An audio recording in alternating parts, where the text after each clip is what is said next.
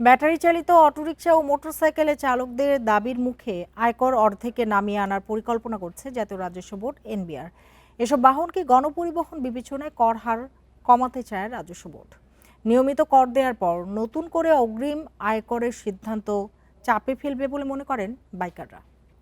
এ বিষয়ে আলোচনা করতে রাজধানীর ঢাকা বিশ্ববিদ্যালয় এলাকা থেকে আমাদের সাথে যোগ দিয়েছেন ঢাকা বিশ্ববিদ্যালয়ের ডেভেলপমেন্ট স্টাডিজের অধ্যাপক অর্থনীতিবিদ এম আবু ইউসুফ। জনাব এম আবু ইউসুফ, আপনাকে স্বাগত জানাচ্ছি ইন্ডিপেন্ডেন্ট টেলিভিশনে। যেটি জানতে চাইবো আপনার কাছে, যে শৃঙ্খলায় আনতে নীতিমালার পাশাপাশি করের আওতাও আসতে যাচ্ছে ব্যাটারি চালিত অটোরিকশা এবং মোটরসাইকেল, এই সিদ্ধান্ত নিয়ে আপনার একটু পর্যবেক্ষণ জানতে চাই প্রথমে। জি, ধন্যবাদ। যেটি হলো বাংলাদেশের যে অর্থনীতির আকার যেভাবে বাড়ছে, তো সে অনুযায়ী আমাদের করের যে বিষয়টি আছে, ট্যাক্স জিডিপি রেশিও, সেই অনুপাতে কিন্তু বাড়ছে না। আরেকটি হচ্ছে, এখনো আমরা মোটামুটি ইনফর্মাল ইকোনমি আমাদের অর্থনীতিতে ডমিনেন্ট হিসেবে কাজ করছে। তো এই ফর্মাল প্রসেসে যাওয়ার আগে আমি মনে করি যে আমাদের যে বাইক এবং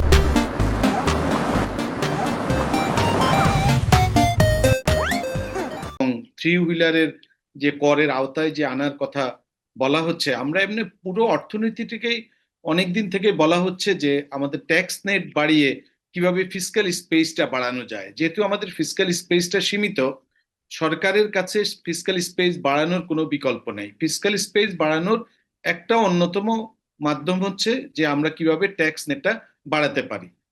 এই উদ্যোগটাকে আমি একটু ইতিবাচক হিসেবেই দেখছি, যেহেতু আমাদের ফিসক্যাল স্পেসটা বাড়ানো খুবই দরকার। প্রথমত হচ্ছে তাদের রেজিস্ট্রেশন, যেটি নিবন্ধনটা ঠিক মতো করতে হবে, কারণ আমরা জানি যে অনেক নিবন্ধনবিহীন যানবাহন কিন্তু রাস্তায় চলাচল করছে, সেটা থ্রি হুইলার হোক বা মোটর বাইক হোক। তো সেই জায়গাটা নিবন্ধন করা এবং ড্রাইভার্স লাইসেন্স, এই দুটো জায়গা প্রথমে আমাদের ঠিক করতে হবে, যে আসলে কত সংখ্যক যানবাহন কোথায় চলাফেরা করে। যেহেতু বাংলাদেশে পাবলিক ট্রান্সপোর্ট অনেকটা সীমিত, সাধারণ মানুষের কিন্তু উপায় নাই। আরেকটা হচ্ছে, একটা তরুণ জনগোষ্ঠী কিন্তু এই ধরনের পেশার সাথে জড়িত। সেক্ষেত্রে করের আওতায় আনতে গেলে অন্তত সীমিত আকারে, যেটি এখানে বলা হচ্ছে অ্যাডভান্স ইনকাম ট্যাক্স, অর্থাৎ সে অতিরিক্ত ট্যাক্স দিবে, কিন্তু যখন সে রিটার্ন সাবমিট করবে তখন কিন্তু এটি সমন্বয় করার একটা সুযোগ কিন্তু থাকবে। সুতরাং অ্যাডভান্স ইনকাম ট্যাক্স হয়তো, যেটা আমরা আলাপ আলোচনা বা রিপোর্ট থেকে যতটুকু দেখলাম, যে এটিকে অর্ধেক করা, যেটা প্রস্তাব করা হয়েছে সেটাকে অর্ধেক করার একটা প্রস্তাব করা হয়েছে। এটা কিন্তু বছরে, এখন বছরে যদি একটা, মনে করেন একটা বাইক হয়তো 2000 হোক, অর্ধেক আড়াই করার হাজার হোক। পরিকল্পনা এনবিআর এর, এবং আপনি যেটি বললেন যে অনেকগুলি নিবন্ধন নেই, ড্রাইভারের লাইসেন্স নেই, এই সবগুলো বিষয় মাথায় রেখে রাজস্ব আহরণে তাহলে কতটা ভূমিকা রাখবে বলে আপনি মনে করছেন? অন্তত শুরুটা হতে হবে। শুরুটা দুটো বিষয় আছে। একটা হচ্ছে যে করের যে নেটের মধ্যে যে নিয়ে আসার উদ্যোগ, সেটা আমি মনে করি যে করের পরিমাণটা কমানো হতে পারে। প্লাস হচ্ছে, যদি কারো ন্যূনতম ট্যাক্সের মধ্যে না থাকে, এই অ্যাডভান্স ইনকাম ট্যাক্সটা যাতে সমন্বয় করা যায়, অর্থাৎ ফেরত দেওয়ারও একটা বিধান আসলে থাকা উচিত। যে আমার যদি ওই করের মধ্যে আমি যদি না আসি, ন্যূনতম কর সীমার মধ্যে যদি না আসি, তাহলে তার করের টাকা তাকে ফেরত দেওয়ার বিধানটাও থাকা উচিত।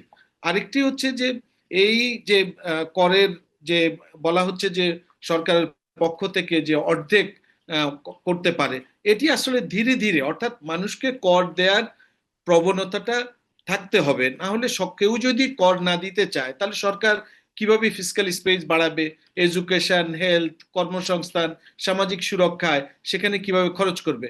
অন্যদিকে ট্যাক্স পেয়ার্স মানির সদ্ব্যবহারটাও কিন্তু সরকারকে নিশ্চিত করবে।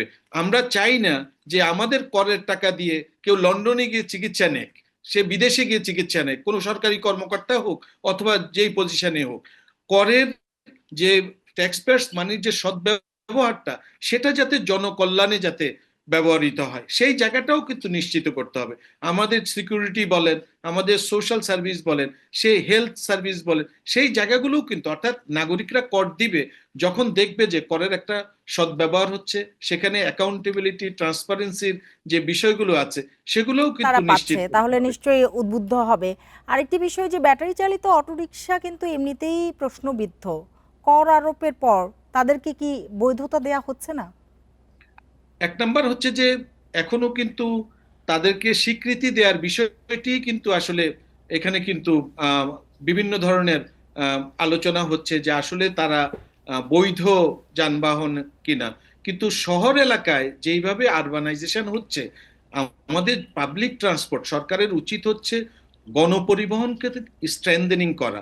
এবং সেখানে আমরা শুনেছি অনেকগুলো পাবলিক বাস, ইলেকট্রিক বাস যদি নামানো হয় এবং বিভিন্ন রুটে যদি চলাচল করতে পারে, তাহলে মেইন রাস্তাগুলোতে আমি মনে করি যে এই বাস বা গণপরিবহন সেটি একটা রুটে হয়তো মেট্রো রেল আছে, কিন্তু অন্যান্য জায়গাগুলোতে পাবলিক বাস, পুরনো পুরনো বাসগুলো তুলে নিয়ে যদি নতুন বাস দেয়া হয়, ইলেকট্রিক বাস দেয়া হয়, আর এই যে ইলেকট্রিক যে ভেহিকেল গুলো আছে, অটো রিক্সা আছে, সেটা হয়তো গলিতে চলতে পারে, কারণ গলিতে গলিতে তো আর পাবলিক ট্রান্সপোর্ট হয়তো দেয়া যাবে না।